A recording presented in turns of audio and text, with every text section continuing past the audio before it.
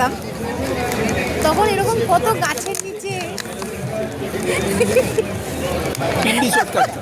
পিন্ডি চটকাত। কিন্তু এখন তুমি খালি বাড়ি চলো করো কেন? এখন পিন্ডি চটকানো হয়ে সেই আগেরই বউ, আগেরই প্রেমিকা যেই বউ হয়ে যায় তখনই বটগুলো চেঞ্জ হয়ে যায় কেন? প্রেমিকা তো বউ, মানে বউ হয়ে যাওয়ার পর চেঞ্জ হয় না, ঠিক আছে? কোনো উত্তর আছে কি?